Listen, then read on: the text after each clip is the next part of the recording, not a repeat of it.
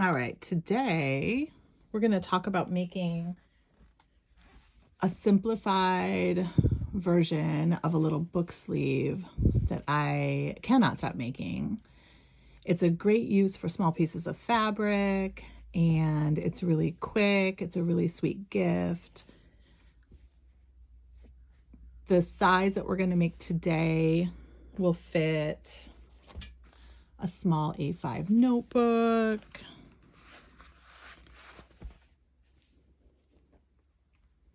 a Kindle. This is a paperwhite in a case, fits perfectly. And then you can put pens or like little things of washi tape or little note, like Post-it notes or something in the inside pocket. And it's a really quick little gift for yourself or someone else. The other version that I've made has a snap on the front, but you need to have a snap setter to do that. You could also sew some Velcro in there. And it also has a button closure on the top that uses a hair elastic. But this version doesn't have either of those, and it's still just as usable as the one that has the extra little closures. So this is a simplified version. So much fun. So what you're going to need to make this is 2 pieces of outside fabric that are cut at 7.5 wide by 10.5 inches tall. And I'm just using scrap fabrics. So I have these 2 as my outer fabrics. You also need, in the same fabric or something, it's fun to do contrasting fabrics too, but you're going to need a piece of fabric that is that is 7.5 inches wide by 14 inches tall. I've already sewn this one, but what you're going to do with this is your front pocket, and you're going to fold it in half, press really well, and then sew across because you want to have a nice finished look at the edge of it.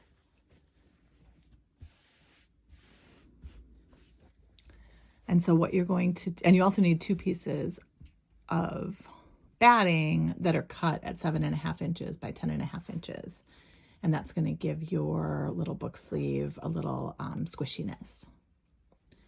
So what I did was I spread my outer fabrics onto my batting, and that holds pretty well. Batting and fabric naturally just kind of like each other. What I would recommend doing, just to make sure that everything stays together, is doing a basting stitch close to the edge around all 4 edges. When you're doing this, you run the risk of fabric bunching, especially if you're going all the way around at your last kind of area right here.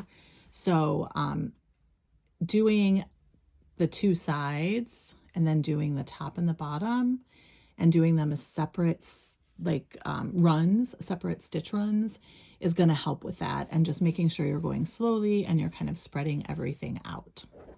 So once you've got your everything basted, you're going to take your pocket. I'm going to use this as the front, so I have it really patchwork looking. So you're going to take your pocket and you're going to place it on top of your front. And then for this, even if you didn't baste the other ones, I would definitely recommend basting this. What you're going to do is you're going to use clips or pins. These little clips are great things to use. And you're going to sew close to the edge with a basting stitch. So lengthen your stitch to about a 5 and sew all the way around there. Once we've got that done, we'll come back and I'll show you the next step.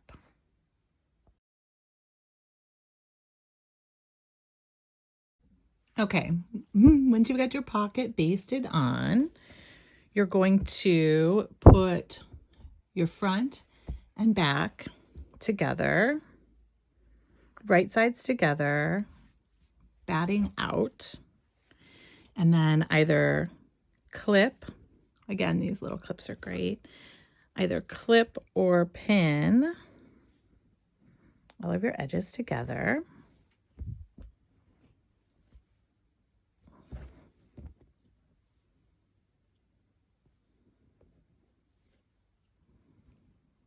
And then go back over to your sewing machine and sew along both sides and the bottom at about a 3/8 inch stitch or seam allowance.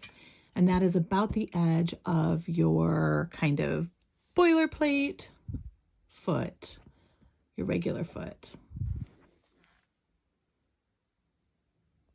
Okay, now we've got our front sewn together, and we're going to clip our corners to reduce bulk. And so what that means is we're going to take a nice sharp scissors and we're going to cut the corner off on the bottom two corners. So when we turn this inside out, we can push our corners out and have sharper corners. If we didn't do that, we would have very rounded corners potentially, because there's so much fabric in here, because you have 2 layers of fabric and 2 layers of batting. So you want to go close to the seam you just, close to the seam you just cut without cutting into that seam. So we just do that, and then we're going to turn the whole thing right side out. And we're going to press it flat. Having something like a chopstick, I always have small paintbrushes next to my sewing machine, because I use them to help clean out my sewing machine. Is helpful for kind of pushing your corners out. Where I'm standing here, I don't have that, but I do have a highlighter. So I'm going to use the point to kind of push my corners out. And then I'm going to flatten everything down. Look how cute that is. And then I'm going to give it a nice press with my iron.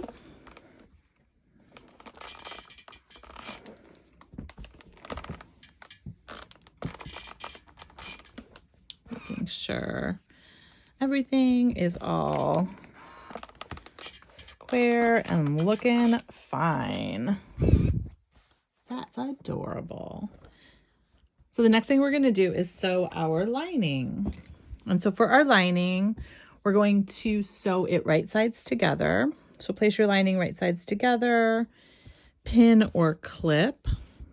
And then for this, we're going to do it a little bit differently, because we're going to have to do some magic later after we put our lining and our bag, the outside of our bag together. We're going to do something that's pretty magical to make sure they're attached and everything's good. But to lay the groundwork for that, what we're going to do is we're going to sew the same seam allowance, so about 3/8 inch seam allowance down each side.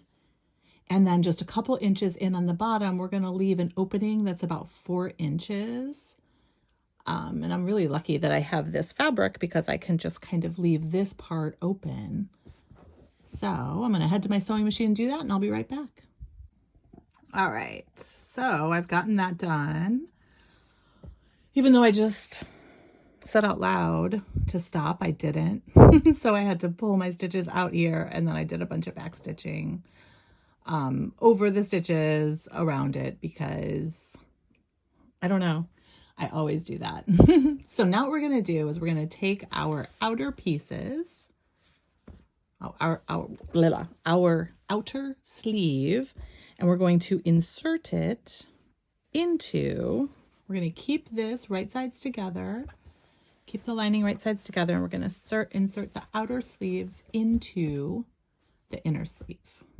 So into the lining like this. All right, now that the outer fabric and the batting with right sides out is inserted into our lining fabric, wrong sides out, we are going to pin all around the top, or clip if you have the clips. And I like to open my seams. It reduces bulk and just makes everything lay a little better. And I really do like using these clips, so I'm going to use those. And I kind of go to each side. Now, as you can see, it's really hard to get everything perfect. I never strive for perfection. So after I've sewn this together, I can trim some of this excess batting off of the top. But we're going to try to get it as close as possible. I'm going to pin all around. And then we're going to go over to our machine and we're going to sew around here. So you can do about a 1/4 inch seam to 3/8 inch seam. I always like to do a shorter seam up top, but it super doesn't matter. All right, so I've got it sewn. I did my 3/8 inch seam allowance on this. Like I said, you can trim some of the excess batting. Sometimes batting gets kind of squished out a little bit as you sew. So you can trim some of the excess if you want, but you don't super have to. But now we're going to perform kind of a magic trick on this. So what we're going to do is we're going to open up that bottom. We left it open about 3 to 4 inches, if you remember. We're going to open up that bottom and we're going to grab the, oh, there goes my dog. Okay, sorry about that. Hopefully he's done. He's kind of the sheriff of the neighborhood and hates it when anybody walks past, especially other dogs. So you're going to take that opening and you're going to grab the outer fabric and you're going to carefully pull it out of the little sack that was made with the lining. And so look at that. You can see it better here on the back where the fabrics are different. So you basically have like 2 bags, right? So you don't have to worry too much about the corners here because we are going to be pushing this back in after we've done a couple more things, or at least one more thing. But you want to make sure that no fabric from the inside or from the corners is in the way of your opening, because what we're going to do is sew that opening together. So it should be laying pretty nicely for you where it's pretty much folded in at the seam for where you sewed the rest of this. So what I like to do is give that a nice press just right in the center there, trying to make sure not to get the corners because they're not kind of perfect. And then I'm going to take this over to my machine and I'm going to edge stitch this opening closed. All right, so that's closed.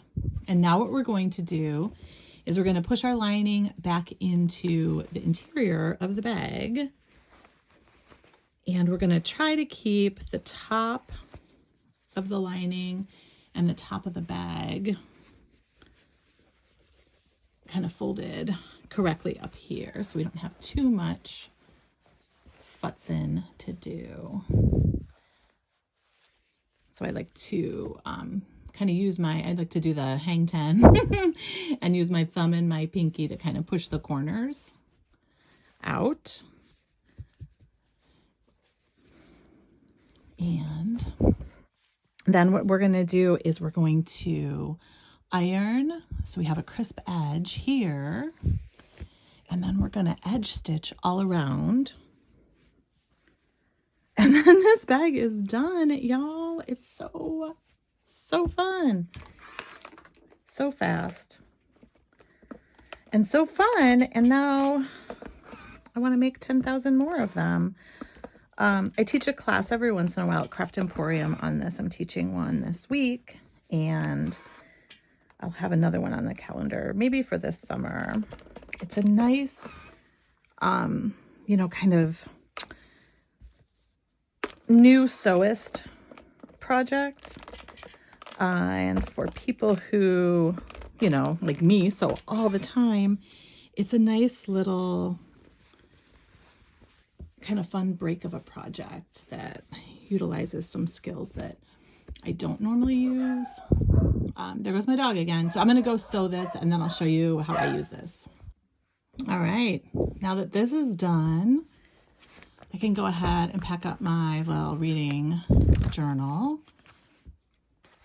where I write a little something about all the books I've read. Pack up my little, my cute Kindle, which is honestly one of my favorite things ever. I'm gonna put my pens in here, and I'm ready to go. I'm ready for whatever happens, whatever comes up. I'm all set. Yay!